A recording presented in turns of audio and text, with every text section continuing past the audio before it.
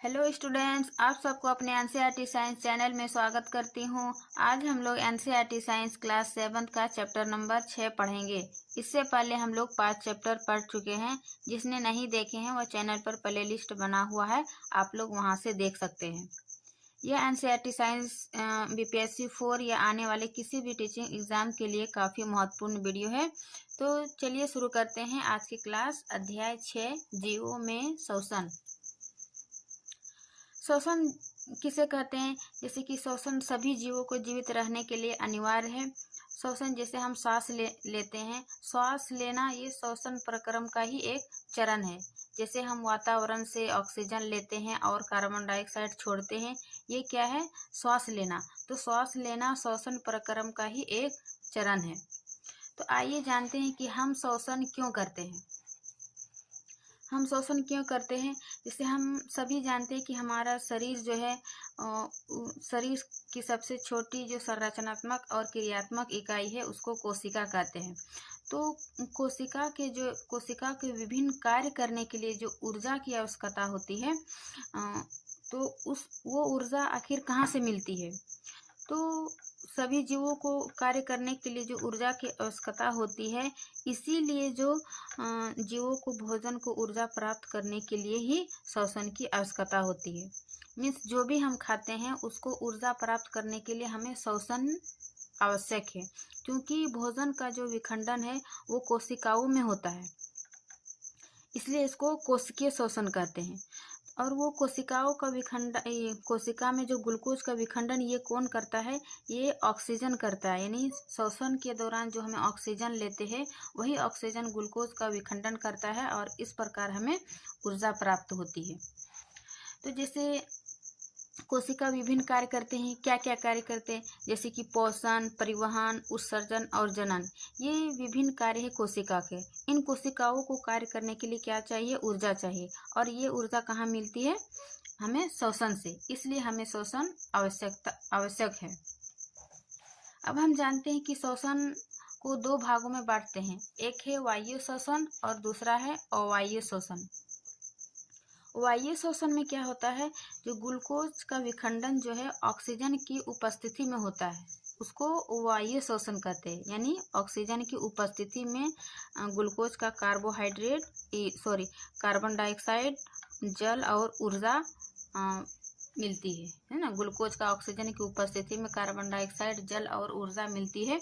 इस प्रक्रिया को वायु श्वसन कहते हैं। वही दूसरी ओर देखिए अवायु श्वसन। तो अवायु श्वसन में क्या होता है? इसमें ऑक्सीजन की अनुपस्थिति होता है। मीन्स ऑक्सीजन की एब्सेंट में क्या होता है? ग्लूकोज का ऑक्सीजन की अनुपस्थिति में क्या बनता है? अल्कोहल और कार्बन डाइऑक्साइड प्लस ऊर्जा।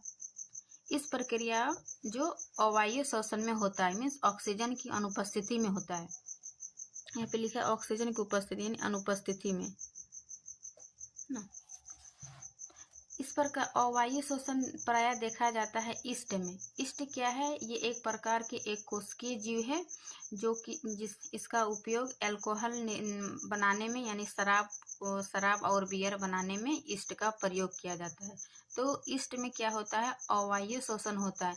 मीन्स उसमें ऑक्सीजन की अनुपस्थिति होता है, जिस कारण अल्कोहल, कार्बन डाइऑक्साइड और ऊर्जा प्राप्त होती है। और एक दूसरा अवायु श्वसन हमें देख सकते हैं पेशीय कोशिका में।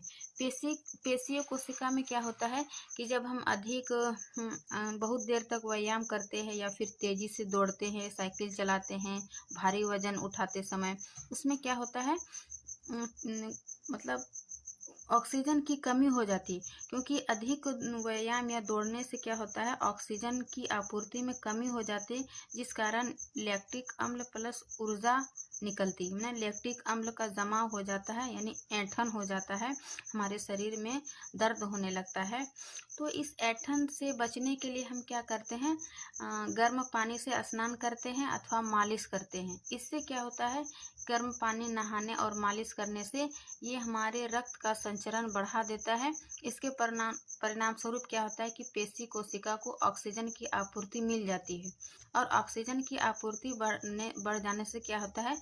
लैक्टिक अम्ल जो जम रहा था वो कार्बन डाइऑक्साइड और जल में मतलब पूर्ण विखंडन हो जाता है। इसलिए अवायु श्वसन हमें पेशीय कोशिका में देख सकते हैं और फिर ईस्ट में। तो ये अवायु श्वसन का 2 उदाहरण था। बाकी वायु श्वसन जो ऑक्सीजन की उपस्थिति में कार्बन डाइऑक्साइड, जल और ऊर्जा बनता है, वो वायु श्वसन में होता है। अब हम आगे देखते हैं श्वसन। श्वसन क्या है? जिससे कि हम वायुमंडल वातावरण से ऑक्सीजन लेते हैं और कार्बन डाइऑक्साइड छोड़ते हैं, इसी को श्वसन कहते हैं। श्वसन एक सतत प्रक्रम है जो जीवन पर्यंत चलते रहता है।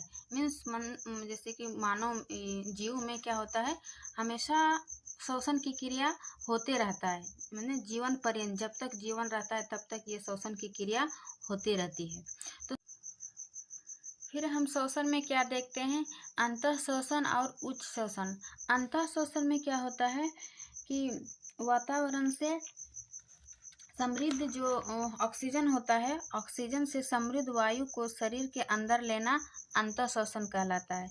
मीन्स जो वातावरण से ऑक्सीजन लेते हैं हम, अंदर लेते हैं, हमारे शरीर के अंदर लेते हैं, तो उसको अंतः श्वसन कहते हैं। वही उच्च श्वसन में क्या होता है, कार्बन डाइऑक्साइड से समृद्ध वायु को बाहर निकलना उच्च श्वसन कहते हैं। यानी हमारे शरीर से कार्बन डाइऑक्साइड जो वातावरण में बाहर छोड़ते हैं, बाहर निकालते हैं, तो वो क्या कहलाती है, उच्च श्वसन। तो हमारे श्वसन की क्रिया में अंतः श्वसन और उच्च श्वसन क्या होता है, दोनों साथ साथ में होता है।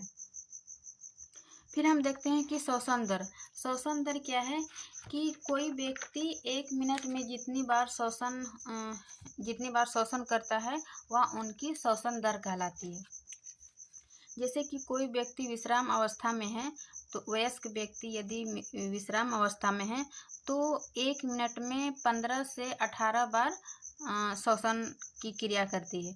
वही यदि व्यायाम अवस्था में या फिर दौड़ने की अवस्था में है, यानी कोई कार्य की अवस्था में है, तो उसकी श्वसन दर बढ़ जाती है। जैसे कि 1 मिनट में 25 बार वो श्वसन की क्रिया करती है। तो श्वसन दर इस प्रकार कार्य पर निर्भर करता है कि कोई व्यक्ति, जैसे कि यहाँ चित्र में दिखा है, जैसे कि चलने की अवस्था, ये सभी क्रिया जो है वो श्वसन दर भिन्न भिन्न होती है। दौड़ने की अवस्था में, पैदल चलने की अवस्था में, विश्राम की अवस्था में, पढ़ने की अवस्था में, सीढ़ियों पर चढ़ने की अवस्था में, यानी श्वसन दर कार्य करने की क्षमता पर दर पर निर्भर करती है ना। कोई व्यक्ति 1 मिनट में जितनी बार श्वसन करता है वह उसकी श्वसन दर बढ़ जाती है, और श्वसन दर विश्राम अवस्था में कम और व्यायाम या फिर दौड़ते हुए में अधिक ऊर्जा की आवश्यकता होती है, इसलिए उसकी श्वसन दर में वृद्धि हो जाती है। अब हम आगे देखते हैं कि हम श्वास कैसे लेते हैं। हम चित्र के माध्यम से जानते हैं। सबसे पहले हम वायु को नासा द्वार से अंदर लेते हैं, जो कि नाथुना से होकर नासा गुहा में गुजरती है, और ये नासा गुहा से फिर ग्रास नली से होते हुए फेफड़े तक पहुंचती है। फेफड़े में क्या, फेफड़ा कहाँ होती है, ये फेफड़ा जो है वक्ष गुहा में स्थित होती है, और इसी वक्ष गुहा जो है इसके पार्श्व में पसलियों से घिरी होती है। जैसे ये पसलियाँ है और ये फेफड़ा है, फेफड़े के ऊपर पसलियों से घिरी होती है, और ये फेफड़ा वक्ष गुहा में स्थित होता है, और इसके नीचे एक क्या होता है, ये डायफ्राम, जो कि इसके डायफ्राम में उसके आयतन में परिवर्तन करते रहता है। जैसे कि जब हम इसकी क्रिया को इस प्रकार हम देखते हैं कि जैसे कि जब वायु को हम अंदर लेते हैं, है ना, जब वायु अंदर लेती है तो क्या होता है, पसलियाँ बाहर की ओर गति करती है। मीन्स हम श्वास लेकर भी देख सकते हैं कि जब हम वायु को अंदर लेते हैं, श्वास लेते हैं, तो क्या होता है, पसलियाँ बाहर की ओर गति करती है और डायफ्राम जो है नीचे की ओर गति करते हैं, जिस कारण इसके जो है आयतन बढ़ जाती है।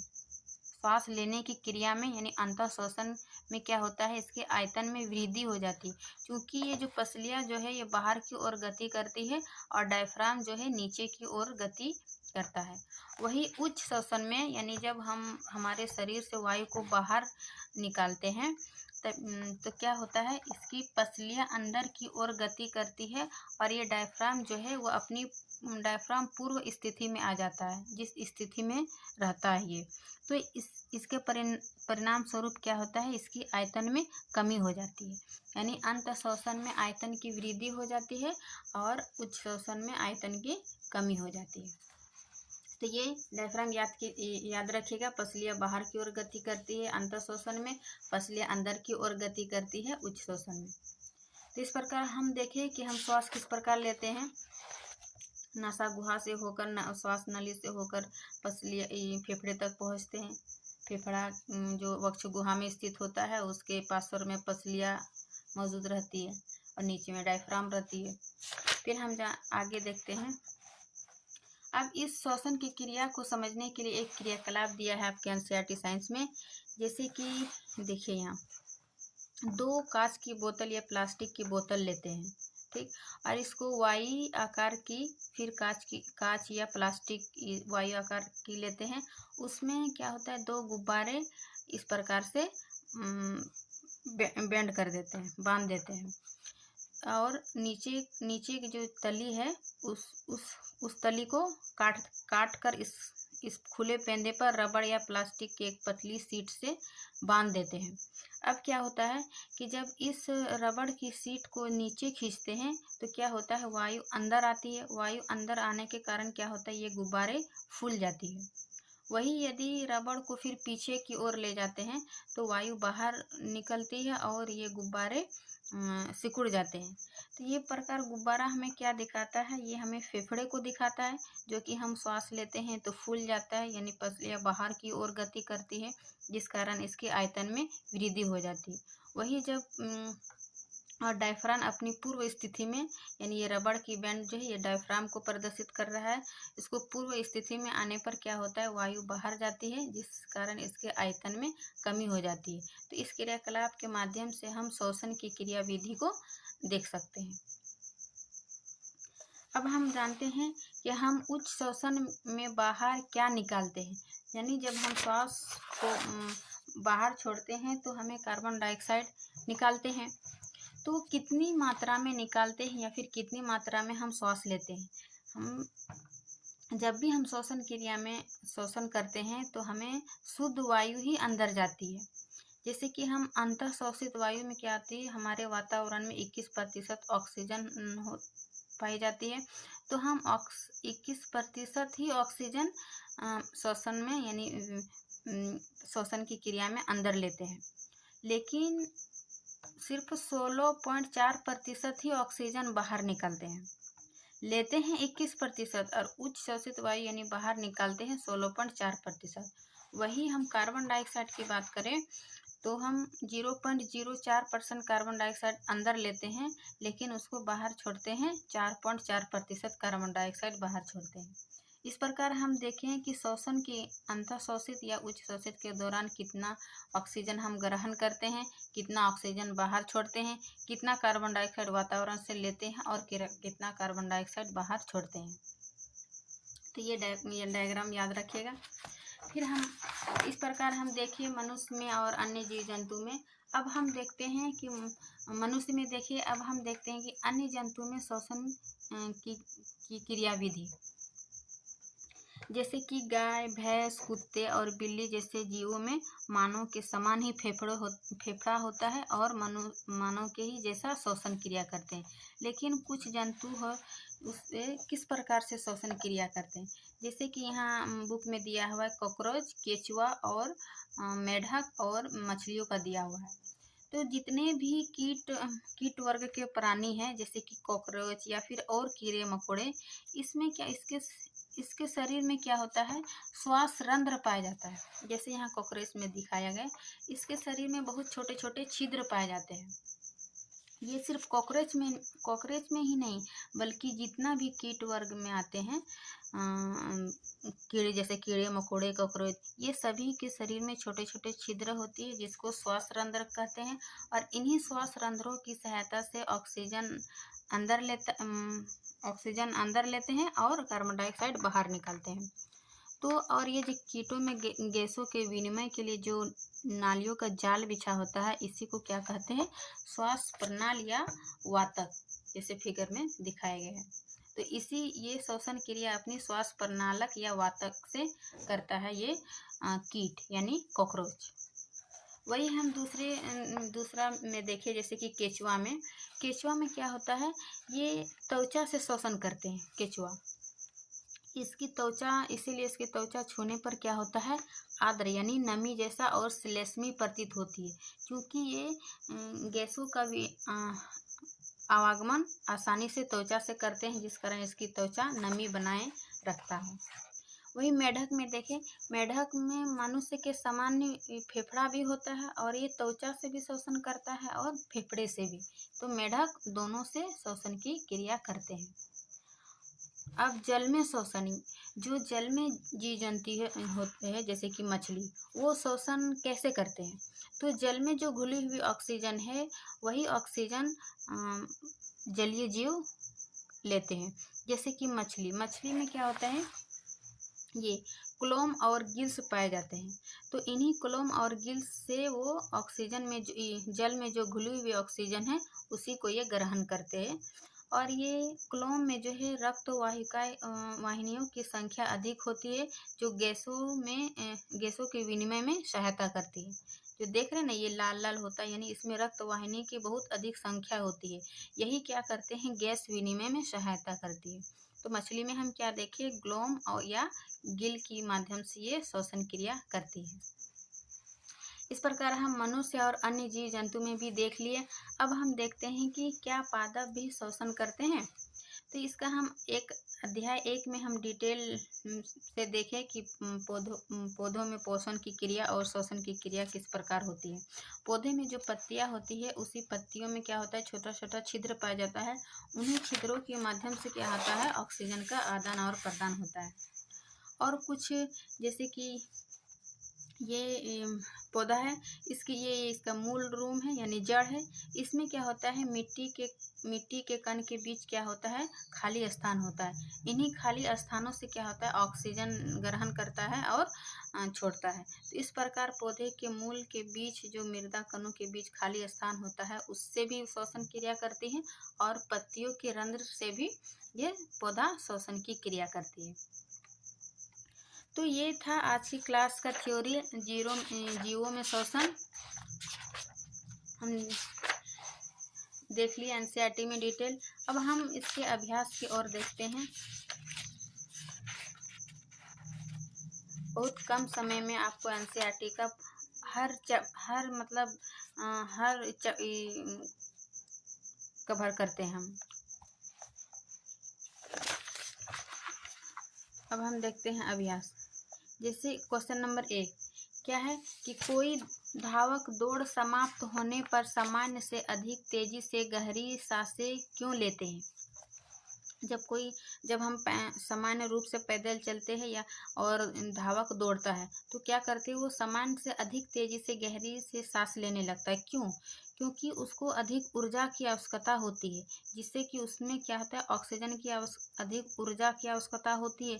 तो जब अधिक ऊर्जा की आवश्यकता होगी, तो उसको अधिक ऑक्सीजन की भी आवश्यकता होगी। लेकिन जब वो तेजी से दौड़ता है, तो उसमें क्या होता है? ऑक्सीजन की कमी हो जाती है, जिस कारण वो तेजी से सांस लेने लगता है। तो इसका कारण यही बताना है। फिर है दूसरा नंबर, वायु और अवायु श्वसन के बीच समानताएं और अंतर बताइए। अभी हम देखिए वायु में क्या हुआ? वायु में क्या होता है? ऑक्सीजन की उपस्थिति में जो श्वसन की क्रिया होती है, और वायु में ऑक्सीजन की अनुपस्थिति में। इसका हम उदाहरण ईस्ट और पेशीय कोशिका में देखें। तो इसके बीच समानताएं और अंतर बता दें। समानताएं में क्या है? ये दोनों क्रिया के दौरान क्या बनता है? कार्बन डाइऑक्साइड और ऊर्जा मिलती है। लेकिन ये अवायु में क्या होता है? अल्कोहल बनता है, जिस कारण ईस्ट में जो शराब बियर बनाने में किया जाता है। तो ये दूसरा नंबर था। फिर है क्वेश्चन नंबर 3, जब हम अत्यधिक धूल भरी वायु में श्वास लेते हैं, तो हमें छींक क्यों आ जाती है? देखिए हमारे नाक में जो छोटे छोटे बाल जैसा रोम पाए जाते हैं, वो क्या करते हैं, हम सिर्फ श्वास के दौरान ऑक्सीजन लेते हैं, सिर्फ ऑक्सीजन ही नहीं जाती है, वो हमारे साथ वातावरण में जितनी भी गैसें जैसे नाइट्रोजन, आर्गन, हीलियम, जो भी अन्य गैस है, वो भी हमारे मतलब श्वास के दौरान अंदर जाती है। लेकिन जो एक्स्ट्रा धूल कण भी है हमारे वातावरण में मौजूद रहती है, तो वो नाक के जो बाल हैं वो रोकता है ना। और जब हमें किसी नाक के अंदर चले जाती है, तो हमारे नाक में जो एक कोमल परत होती है वो उत्तेजित होने लगता है, इसलिए हमें छींक आ जाती है। और वो छींक आने से क्या होता है, वो हमारे धूलकण जो एक्स्ट्रा धूलकण अंदर चले जाता है वो बाहर निकल जाता है। तो इस प्रकार ये क्वेश्चन नंबर 3 देखे। अब हम देखते हैं 4। क्या है, 3 परखनीलियाँ लीजिए, प्रत्येक को 3/4 भाग तक जल से भर लीजिए, इन्हें ए, बी तथा सी द्वारा चिन्हित कीजिए। यानी 3 परखनली लीजिए, उसमें 3/4 जल भरिए, एक को ए, बी, सी द्वारा चिन्हित कीजिए। अब क्या है, परखनली ए में एक घोंघा रखिए, परखनली बी में कोई जलीय पादप रखिए और सी में एक घोंघा और पादप दोनों को रखिए। इस परखनली में कार्बन डाइऑक्साइड की सांद्रता सबसे अधिक होगी। यानी किसमें कार्बन डाइऑक्साइड अधिक होगा, ये तीनों क्रियाकलाप में बताना है।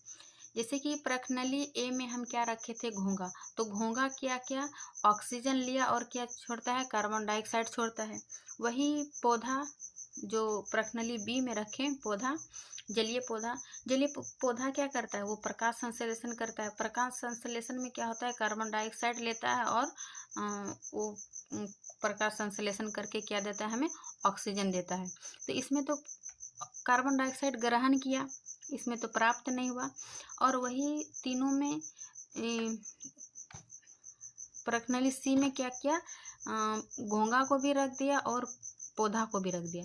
तो घोंघा से क्या हुआ, ऑक्सीजन लिया और कार्बन डाइऑक्साइड छोड़ा, फिर वही कार्बन डाइऑक्साइड कौन ग्रहण किया, पौधा ग्रहण किया, और वो क्या निकालता है, ऑक्सीजन।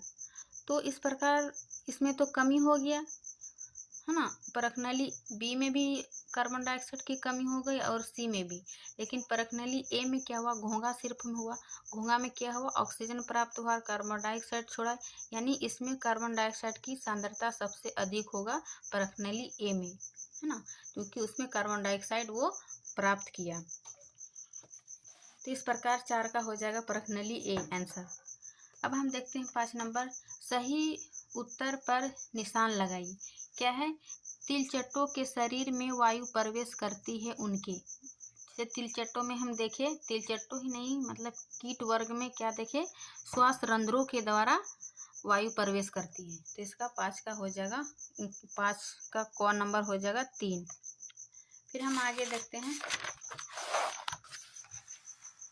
5 का ख, अत्यधिक व्यायाम करते समय हमारी टांगे में जिस पदार्थ के संचयन के कारण ऐंठन होती है वह क्या है। हम देखें कि अवायु शोषण में क्या हुआ था, ऑक्सीजन की अनुपस्थिति में अधिक व्यायाम करने से लैक्टिक अम्ल का जमाव हो जाते हैं, यानी ऐंठन हो जाती है ना। तो इसका आंसर हो जाएगा ख का 2। फिर हम ग का देखते हैं कि किसी सामान्य वयस्क व्यक्ति की विश्राम अवस्था में औसत श्वसन दर होती है। विश्राम अवस्था में श्वसन की दर कितना था, 15 से 18। वही व्यायाम की स्थिति में 25 बार प्रति मिनट। तो इसका आंसर हो जाएगा 3, 15 से 18 बार। फिर हम आगे देखते हैं घ का, उच्च श्वसन के समय पसलियाँ, यानी हम अंतः श्वसन और उच्च श्वसन में देखें। अंतः श्वसन में क्या देखें कि पसलियाँ बाहर की ओर गति कर रहा था, और उच्च श्वसन में क्या था, पसलियाँ नीचे की ओर गति कर रहा था। तो इसका आंसर हो जाएगा घ का 2। इस कारण इसकी आयतन में कमी हो जाती है। फिर हम आगे देखते हैं क्वेश्चन नंबर 6, कॉलम ए में दिए गए शब्दों का कॉलम बी के साथ मिलान कीजिए। कॉलम ए कॉलम बी क्या है, ईस्ट, डायफ्राम, त्वचा, पत्तियां, मछली, मेढक, यानी किसके माध्यम से ये श्वसन क्रिया करती है वही दिया हुआ है। जैसे ईस्ट में हम क्या देखें, ईस्ट से अवायु शोषण होता है। इसमें क्या बनता था, एल्कोहल, यानी एक का हो जाएगा, ईस्ट का हो जाएगा ये को एल्कोहल। वही हम देखते हैं डायफ्राम, डायफ्राम में क्या था, डायफ्राम मतलब ये वक्ष गुहा में स्थित था, है ना। डायफ्राम वक्ष गुहा में स्थित था। फिर हम त्वचा, त्वचा में क्या देखे, जैसे केचुआ, त्वचा केचुआ से श्वसन की क्रिया करती है। फिर हम पत्तियां, पत्तियां में क्या देखे थे, रंध्र, यानी पत्तियों में रंध्र पाई जाती है, उसी में गैसों का आदान प्रदान होता है। फिर मछलियों में हम क्या देखे थे, ये क्लोम या गिल के माध्यम से श्वसन की क्रिया करते हैं। फिर हम देखें मेढक, मेढक में क्या था, मनुष्य के समान ही फेफड़ा होता है और त्वचा, यानी ये फेफड़ा और त्वचा दोनों से श्वसन की क्रिया करती है। तो इस प्रकार इसका आंसर हो जाएगा ईस्ट का एल्कोहल, डायफ्राम का वक्ष गुहा में स्थित है, त्वचा जो केचुआ के माध्यम से श्वसन क्रिया करती है, पत्तियां का हो जाएगा रंध्र, मछली का हो जाएगा क्लोम, मेढक का हो जाएगा फेफड़ा और त्वचा दोनों से श्वसन की क्रिया करती है। अब हम आगे देखते हैं क्वेश्चन नंबर 7 कि बताइए कि निम्नलिखित वक्तव्य सत्य है अथवा असत्य है। कौन सी कथन सत्य है अथवा कौन सी कथन असत्य है। जैसे कि अत्यधिक व्यायाम करते समय व्यक्ति की श्वसन दर धीमी हो जाती है। नहीं, जब हमें विश्राम अवस्था में रहती है तब हमें श्वसन दर धीमी हो जाती है, लेकिन जब व्यायाम करते समय व्यक्ति की श्वसन दर क्या होती है, बढ़ जाती है। तो ये कथन असत्य है। फिर हम देखते हैं कि पादपों में प्रकाश संश्लेषण केवल दिन में जबकि श्वसन केवल रात्रि में होता है। ये भी कथन गलत है, क्योंकि प्रकाश संश्लेषण की क्रिया केवल दिन में होती है, ठीक है, लेकिन श्वसन की क्रिया जो है दिन और रात दोनों में होती है। तो इस प्रकार ये ख भी कथन असत्य है। अब ग का देखते हैं कि मेढक अपनी त्वचा के अतिरिक्त अपने फेफड़े से भी श्वसन करते हैं। ये सही है, मेढक फेफड़े और त्वचा दोनों से श्वसन करते हैं। फिर मछलियों में श्वसन के लिए फेफड़े होते हैं। मछलियों में श्वसन के लिए फेफड़े नहीं बल्कि गिल या क्लोम होते हैं, यानी ये भी कथन गलत है। फिर अंतः श्वसन के समय वक्ष गुहा का आयतन बढ़ जाता है। अंतः श्वसन के समय वक्ष गुहा का आयतन बढ़ जाता है, हाँ, क्योंकि इसमें जो है पसलियाँ ऊपर की ओर गति करती है और डायफ्राम नीचे की ओर, इस कारण इसका आयतन बढ़ जाता है, यानी ये सही है। फिर हम क्वेश्चन नंबर 8 देखते हैं कि नीचे दी गई पहेली के प्रत्येक वर्ग में जीवों के श्वसन से संबंधित हिंदी वर्णाक्षर अथवा संयुक्ताक्षर दिए गए हैं। इनको मिलाकर जीवों तथा उनके श्वसन अंगों से संबंधित शब्द बनाए जा सकते हैं। शब्द वर्गों के जाल में किसी भी दिशा में ऊपर, नीचे अथवा विकर्ण में पाए जा सकते हैं। श्वसन तंत्र अथवा जीवों के नाम लिखिए। एक पहेली दिया हुआ है, यानी एक डायग्राम में शब्द दिया हुआ है, उसको मिलाना है। जैसे कि कीटों की वायु नलिया, कीटों मतलब कीट किससे श्वास लेती है, तो इसका आंसर हो जाएगा श्वास प्रणाली। तो ये श्वास प्रणाली जो शब्द है, श्वास प्रणाली, कीटों में किसके माध्यम से श्वसन की क्रिया होती है, श्वास प्रणाली। तो ये श्वास प्रणाली ये पहेली में खोजना है ना, कहाँ पर ये। तो ये क्रिया हम आप सबके लिए छोड़ देते हैं, हम सिर्फ ये बता देते, बाकी सब में आप खोज लीजिएगा पहेली में। फिर ये वक्ष गुहा को घेरे हुए हड्डियों की संरचना, ये क्या था, वक्ष गुहा में घेरे हुए हड्डियों की संरचना क्या कहला, ये पसलिया हो जाएगा, है ना। तो यहाँ पसलिया आपको पहेली में ढूंढना है। फिर ये वक्ष गुहा का पेशीय तल, वक्ष गुहा का पेशीय तल क्या कहलाया था, डायफ्राम, है ना, डायफ्राम। फिर पत्ती की सतह पर सूक्ष्म छिद्र, सूक्ष्म छिद्र किसको बोलते थे, रंध्र को, निरंध्र, पत्तियों में रंध्र पाई जाती है। फिर कीट के शरीर के पार्श्व भागों के छोटे छिद्र, है ना, कीट के जो छोटे छोटे छिद्र होते थे वो क्या कहलाते थे, श्वास छिद्र, श्वास रंध्र या छिद्र एक ही हुआ, रंध्र लिखते हैं। फिर मनुष्य के श्वसन अंग, मनुष्य के श्वसन अंग क्या है, फेफड़े। फिर है वे छिद्र जिनसे हम श्वास भीतर लेते हैं, यानी अंतः श्वसन करते हैं, किससे लेते हैं, हमें नासा द्वार से, नासा द्वार। हम वर्ड बता दिए, बस आप लोग वहाँ खोज के टिक लगा लीजिएगा। फिर एक वाह्य जीव, एक वाह्य जीव किसमें हुआ था, जैसे ईस्ट में, कौन सा, एक कोशिकीय जीव है ईस्ट। फिर है श्वसन प्रणाल तंत्र वाला एक जीव क्या था, तिलचट्टा, कीड़े मकोड़े, ये सब क्या था, श्वास प्रणाल तंत्र, है ना। हम आपको बता दिए वर्ड, बाकी खोज लीजिएगा। फिर हम नेक्स्ट क्वेश्चन देखते हैं। क्वेश्चन नंबर 9 कि पर्वतारोही अपने साथ ऑक्सीजन सिलेंडर ले जाते हैं क्यों। पर्वतारोही जो है वो अपने साथ ऑक्सीजन सिलेंडर ले जाते हैं क्योंकि जैसे जैसे हम ऊंचाई पर चढ़ते हैं तो ऑक्सीजन की कमी होने लगती है और हमें सांस लेने की दर में जो है वृद्धि हो जाती है, तेजी से सांस नहीं ले लगते हैं। तो इसका आंसर हो जाएगा खो, क्योंकि वहाँ उपलब्ध वायु की मात्रा जो है भूतल पर उपलब्ध मात्रा से कम होती, इसलिए पर्वतारोही क्या होता है, अपने साथ ऑक्सीजन सिलेंडर ले जाते हैं। तो ये थे अभ्यास का लास्ट क्वेश्चन। हम थ्योरी और अभ्यास देख लिए। अब हम देखते हैं नोट्स ना। शॉर्ट नोट्स आप लोग ज़रूर बना के रखिएगा।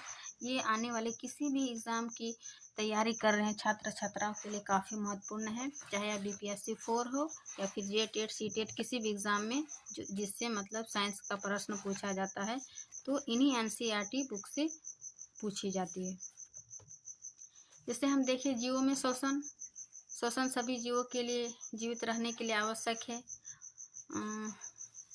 देखिए फिर कोशिकीय श्वसन क्या है, ग्लूकोज का विखंडन जीव के कोशिकाओं में होता है, जिसे कोशिकीय श्वसन है। श्वसन 2 प्रकार के होते हैं, वायु श्वसन, अवायु श्वसन। आप लोग अच्छा से स्क्रीनशॉट लीजिए।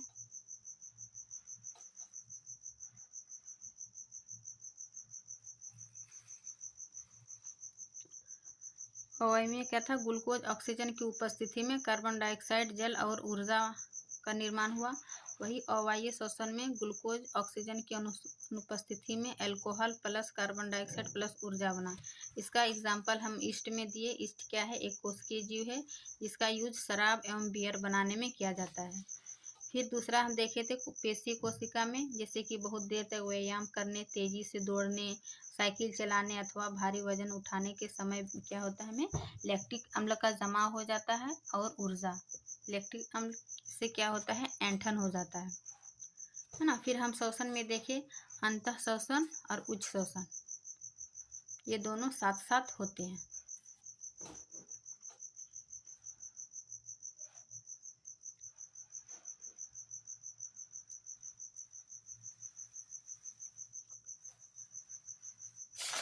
फिर आगे हम देखते हैं श्वसन। फिर हम देखें श्वसन दर। श्वसन दर क्या है, कोई व्यक्ति 1 मिनट में जितनी बार श्वसन करता है वह उसकी श्वसन दर कहलाती है। विश्राम में 15 से 18 बार, व्यायाम में 25 बार प्रति मिनट। फिर हम श्वसन कैसे लेते हैं, जैसे वायु को नासा द्वार से अंदर लिए, फिर नाथना से होकर नासा द्वार में पहुंचा।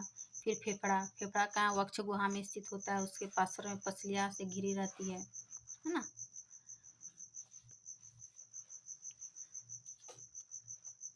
आप लोग NCERT नहीं भी पढ़िएगा, मेरा नोट्स सिर्फ पढ़ लीजिएगा तो NCERT का सारा चैप्टर मतलब कवर हो जाएगा। सारा हेडलाइन जितना भी दिया हुआ है ना। अंतःश्वसन में उच्च श्वसन में क्या होता है, 21% ऑक्सीजन, 16.4% बाहर निकलता है। फिर 0.4% कार्बन डाइऑक्साइड अंदर लिया, 4.4% कार्बन डाइऑक्साइड बाहर निकाला। अन्य जंतु में श्वसन हम देखें कीट में, केचुआ में, मेढक में, मछलियों में, पादप में। इस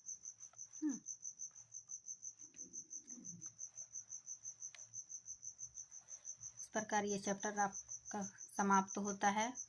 आप लोग नोट्स बना के ज़रूर रख लीजिए। वीडियो अच्छी लगी तो लाइक एंड सब्सक्राइब ज़रूर कीजिए। मिलते हैं नेक्स्ट क्लास में, तब तक के लिए थैंक यू।